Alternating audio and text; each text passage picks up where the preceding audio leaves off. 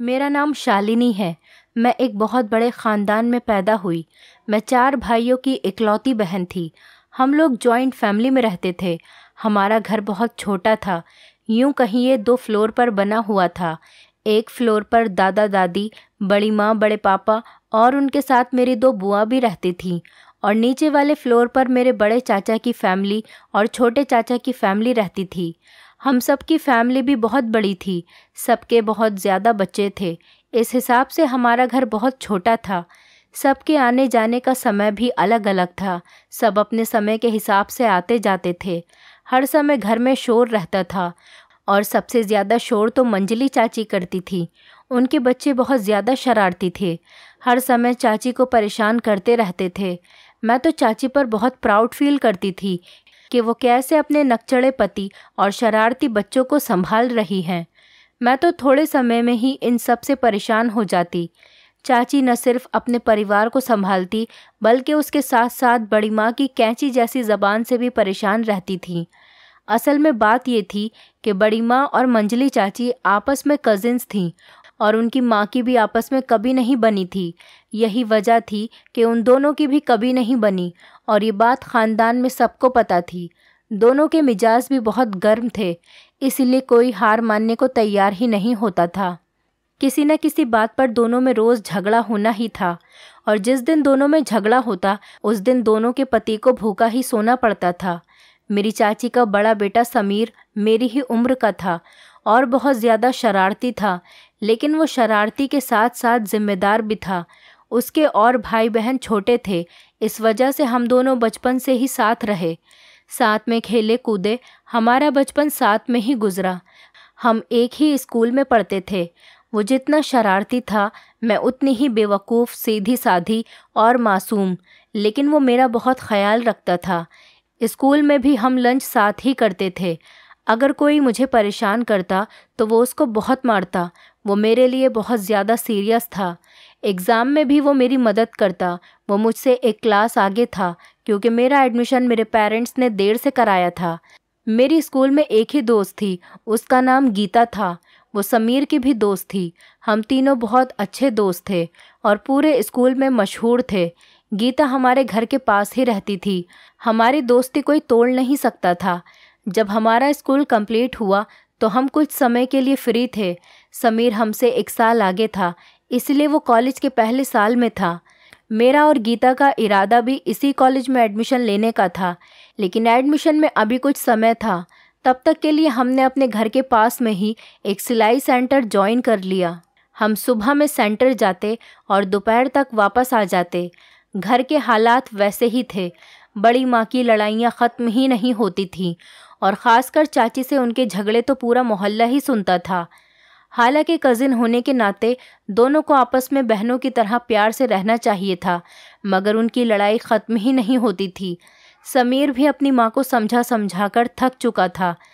चाची के बच्चों में समीर ही सबसे ज़्यादा समझदार था। उसकी वजह ये थी कि उसकी परवरिश बुआ ने की थी। वो बचपन से ही बुआ का लाडला था। इस बात पर मैं अपनी बुआ से नाराज़ होती और कहती, आप समीर से ज़्यादा प्यार करती हो।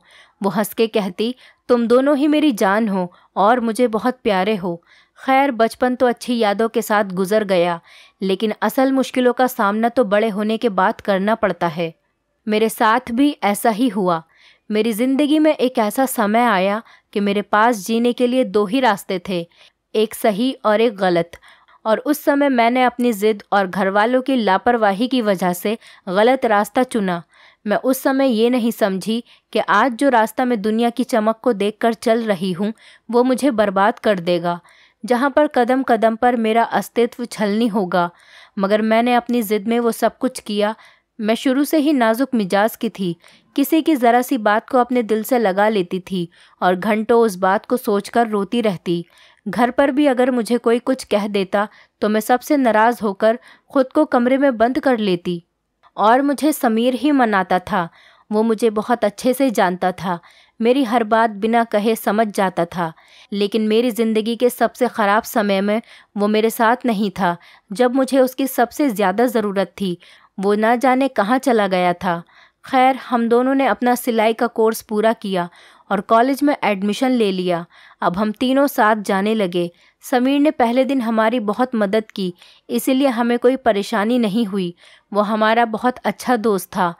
कॉलेज का पहला साल आकर कैसे गुजर गया हमें पता ही नहीं चला। हमारी कॉलेज की ज़िंदगी बहुत अच्छी थी। बोर्ड के पेपर सर पर आए तो हमने पढ़ाई को सीरियस लेना शुरू कर दिया। हमारी छवि कॉलेज में बहुत अच्छी थी।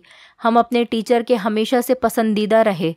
हमारी दोस्ती से बहुत लोग जलते थे और बहुत लोग हमारी दोस्ती की मिसाल भी दिया करते थे। समीर यूनिवर्सिटी में चला गया था। हमारा भी कॉलेज में आखिरी साल था।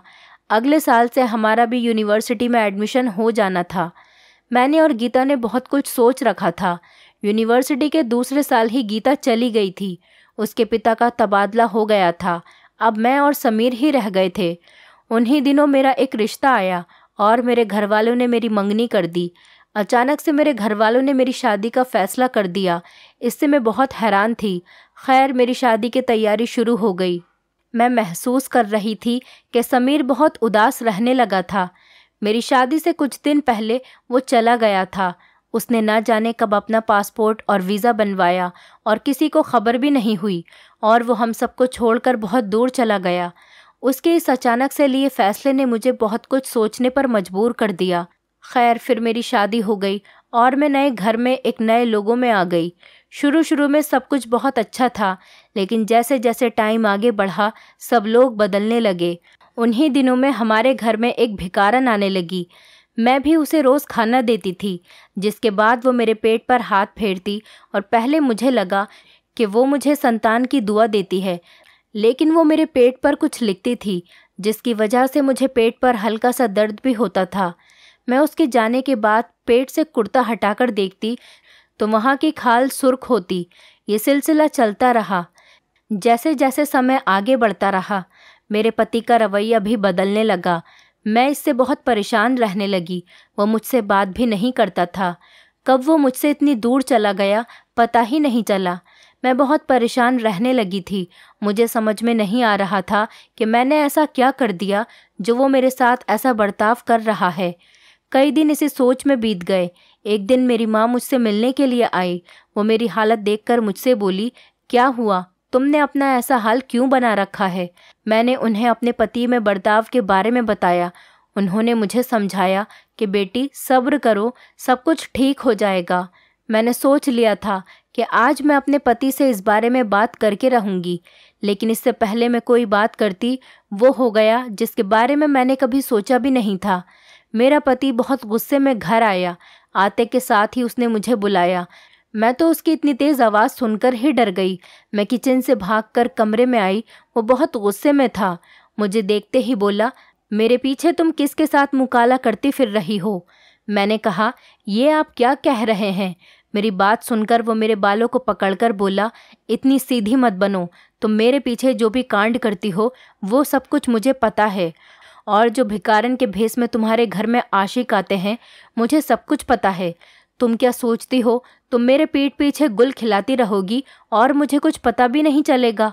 मैं इतना बेवकूफ़ नहीं हूँ समझी जितना तुम मुझे समझती हो। धोखेबाज औरत। और भी न जाने उसने मुझ पर क्या क्या इल्ज़ाम लगाए, और मैं चुप करके उसके इल्ज़ाम सुनती रही। जब वो चिल्लाकर थक गया तो उसने मुझे डिवोर्स दे दी और घर से बाहर निकाल दिया। उसने ये भी नहीं सोचा कि मैं इतनी रात को कहाँ जाऊँगी। वो क्यों मेरी परवाह करता जब उसे मुझ पर भरोसा ही नहीं रहा था, और क्यों वो मेरे बारे में सोचता। मैं रोते हुए अपने घर पहुंची। आधी रात में दरवाजे पर इस हालत में मुझे देखकर सब लोग परेशान हो गए। माँ जल्दी से मुझे कमरे में लेकर गई। मैं पूरी रात चुपचाप रोती रही, किसी के सवालों के जवाब नहीं दिए। सुबह में मेरी आंख लगी। फिर जब मैं उठी तो माँ और चाची मेरे पास बैठी थीं। मैंने माँ को डिवोर्स का बताया और साथ में वजह भी बताई। माँ मेरी बात सुनकर बहुत परेशान हो गई और मंदिर में जाकर पुजारी से मेरे लिए पूजा करवाई। पुजारी जी ने एक धागा दिया और कहा कि इसे बेटी के पेट पर बांध देना। अभी वो धागा बांध ही रही थी कि वो बोली कि ये तेरे पेट पर क्या है? मैंने जब अपने पेट पर देखा तो मैं चौंक गई। मेरे पेट पर 3 मर्दों के नाम लिखे थे और वो साफ दिख रहे थे। मैं हैरत से उसे देखने लगी। माँ भी ये सब कुछ देखकर बहुत हैरान और परेशान थी। मुझे भी कुछ समझ नहीं आ रहा था। मैंने माँ से पूछा कि माँ ये क्या है। वो बोली, बेटा सब्र कर, मैं तेरी चाची को बुलाती हूँ। चाची आई तो माँ ने उन्हें मेरे पेट के निशान दिखाए, जिसे देखकर वो भी चौंक गईं और बोली, ये सब कैसे हुआ है? ये तो जलने के निशान हैं। मैंने कहा, ये तो किसी मर्द के नाम लिखे हुए हैं। वो बोली, नहीं, गौर से देखो, ये जलने के निशान हैं। किसी ने अपने जले हुए हाथ को तुम्हारे पेट पर रखा है। चाची की बात पर मुझे वो भिखारन याद आ गई जो रोज़ मेरे पेट पर हाथ फेरती थी। मैंने माँ को उसके बारे में बताया तो माँ ने कहा, तुम कल मेरे साथ उसी गली में चलना और मुझे बताना कौन सी भिखारन है। मैं बोली, ठीक है। अगले दिन हम उसी गली में गए। मैं चादर ओढ़ कर गई ताकि मुझे कोई भी पहचान न सके। हमने बहुत इंतज़ार किया लेकिन वहाँ पर कोई नहीं आया। मैं सारी रात रोती रही। फिर अगले दिन हम दोबारा उसी गली में गए लेकिन हमें वहाँ कोई भी नहीं मिला। लाख कोशिशें करने के बाद भी हमें वो भिखारन नहीं मिली। अब तो माँ भी मुझ पर शक करने लगी। उन्हें लग रहा था कि मैं ही झूठ बोल रही हूँ। तभी वो मुझसे सवाल पे सवाल करती रहती लेकिन मेरे पास कोई जवाब नहीं होता। घर वाले भी अब मुझसे बात करना पसंद नहीं करते थे। उन्हें लगता था मैं सबसे झूठ बोल रही हूँ और मैंने अपने पति को धोखा दिया है।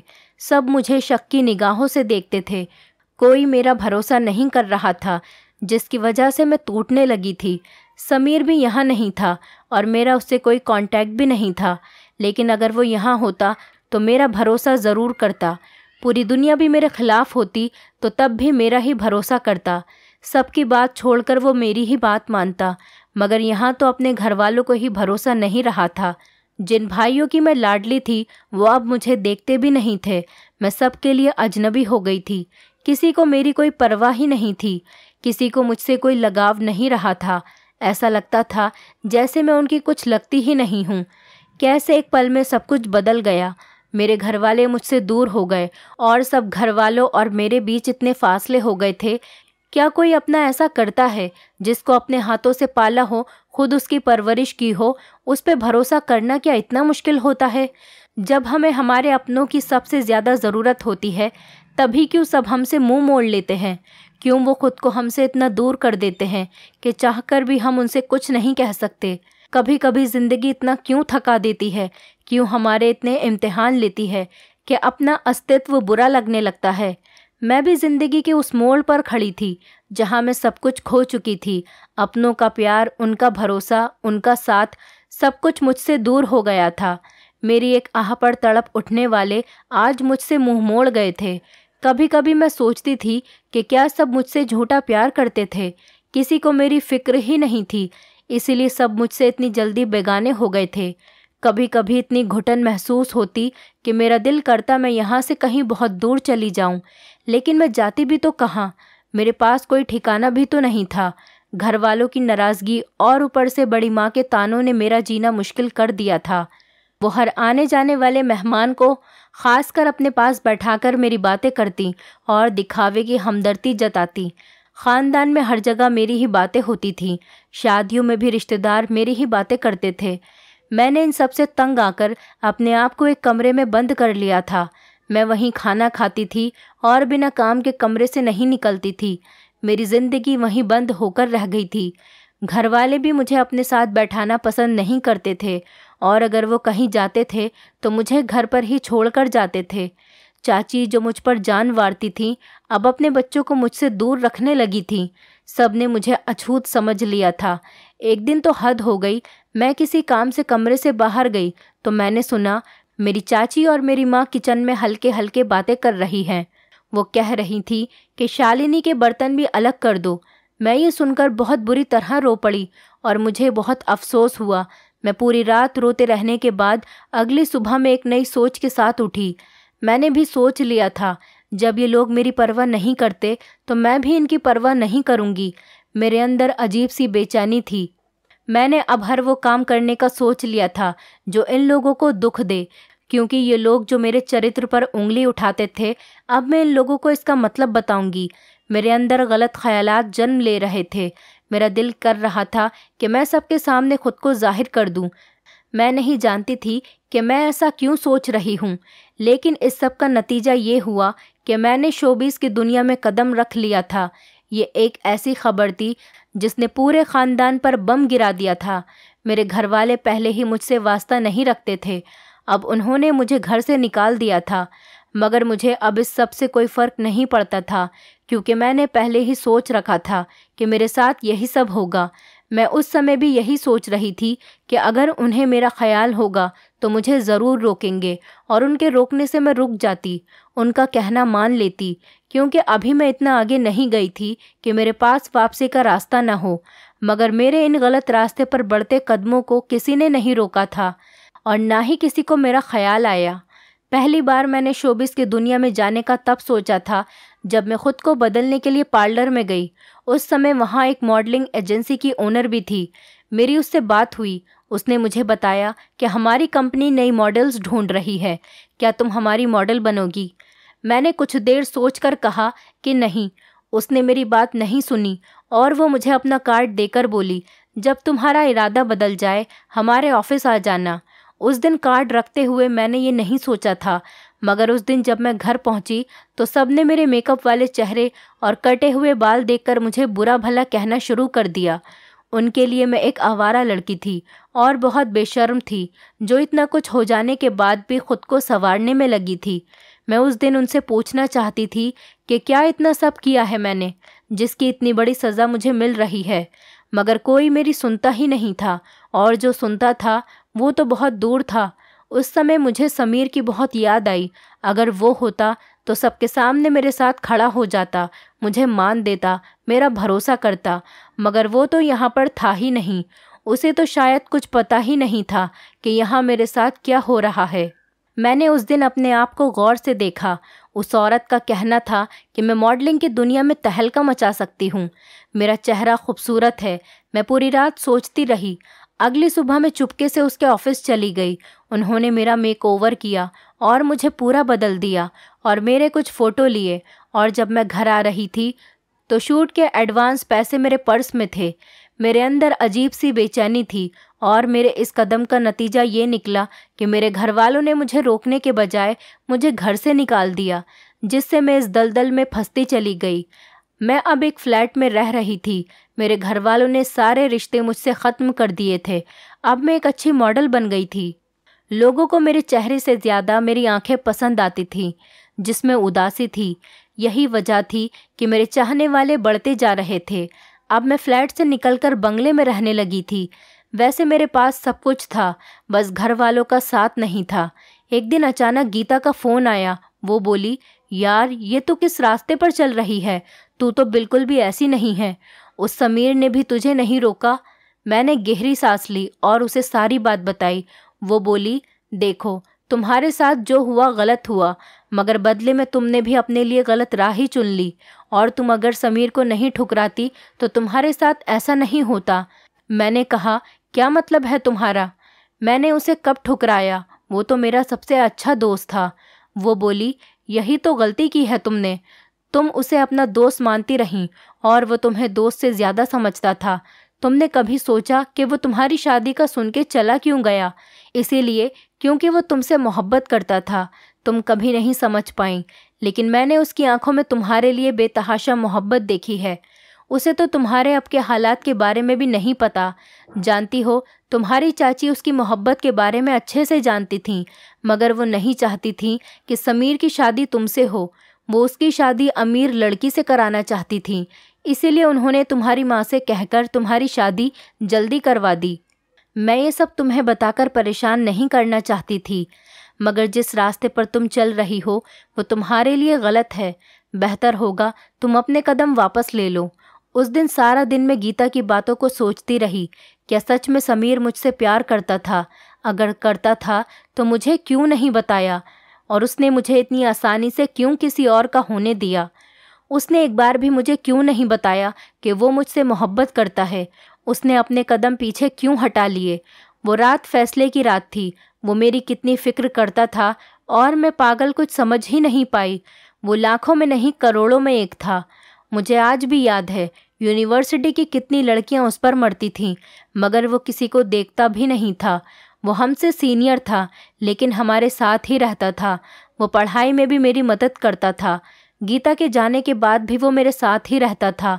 उसने मुझे कभी अकेला नहीं छोड़ा, और जब छोड़ा तो ऐसे गया कि पलटकर वापस ही नहीं आया। मैं जानती थी कि मैं ही उसे वापस बुला सकती हूँ, इसलिए मैंने गीता से उसका नंबर लिया और मैंने उसे कॉल की। कॉल की घंटी जा रही थी और हर बेल पर मेरे दिल की धड़कन तेज़ होती जा रही थी। कुछ देर बाद किसी ने फ़ोन उठाया और हेलो की आवाज़ आई। मेरा दिल ज़ोर ज़ोर से धड़क रहा था। मैंने कहा, समीर। मेरा इतना कहते ही उसने, शालिनी, ये तुम हो? उसके लहजे में खुशी और हैरानगी दोनों थीं। इतने टाइम बाद मैंने उसकी आवाज़ सुनी। मैंने उससे कहा कि हाँ, मैं ही हूँ। कहाँ चले गए थे तुम मुझे छोड़कर? एक बार भी तुमने मेरे बारे में नहीं सोचा? कुछ तो मेरे बारे में सोचा होता। एक बार तो अपने दिल की बात मुझे बताई होती। मैंने घंटों उससे शिकायत की, फिर मैंने उसे सारी बात बताई और अपना शोबिज़ में आना भी, जिस पर वो मुझसे नाराज़ हुआ। लेकिन मैंने उसे बताया कि मैंने अब छोड़ने का फ़ैसला कर लिया है। ये सब मैंने ज़िद में किया था। घर वालों ने मुझे इतना पराया कर दिया था कि मेरी कुछ भी समझ में नहीं आ रहा था कि मैं क्या करूं। फिर हम रोज़ाना ही बात करते थे। खैर, मैंने शोबिस की दुनिया को छोड़ दिया था और उससे मिली सारी दौलत, पैसों को भी मैंने दान कर दिया था। अब मैं किराए के घर में रह रही थी और एक सेंटर में सिलाई का काम कर रही थी। सालों पहले शौक में सीखी हुई सिलाई आज मेरे काम आ रही थी। कुछ दिन बाद समीर भी वापस आ गया और गीता भी यहीं शिफ्ट हो गई। लेकिन मैं अब भी उस भिखारन के बारे में सोचती थी।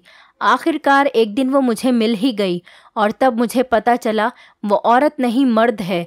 वो भेष बदल बदल के लोगों के घरों को बर्बाद करता है। उसे मेरी बड़ी माँ ने ही भेजा था। वो असल में हमारे घर के पास ही एक बाबा का चेला था। बड़ी माँ ने उसे पैसे दिए थे इस काम के। खैर, अब मेरी ज़िंदगी बेहतर हो गई थी। समीर ने सब घर वालों के सामने मुझसे शादी करने की बात की, जिस पर कोई राज़ी नहीं हुआ। लेकिन समीर ने सबको मना लिया। बेदिली से ही सही, सब हमारी शादी में शामिल हो गए। शादी के बाद वो मेरे साथ दूसरे शहर में शिफ्ट हो गया। उसकी जॉब भी वहीं पर थी। मैंने भी सब कुछ भुलाकर एक नई ज़िंदगी की शुरुआत की। दोस्तों, उम्मीद करती हूँ आपको हमारी कहानी पसंद आई होगी। कहानी पसंद आई है तो वीडियो को लाइक करें, चैनल पर नए हैं तो चैनल को सब्सक्राइब करें और हाँ, नोटिफिकेशन बेल को ज़रूर दबाएं ताकि अगली अपडेट सबसे पहले आपको मिले।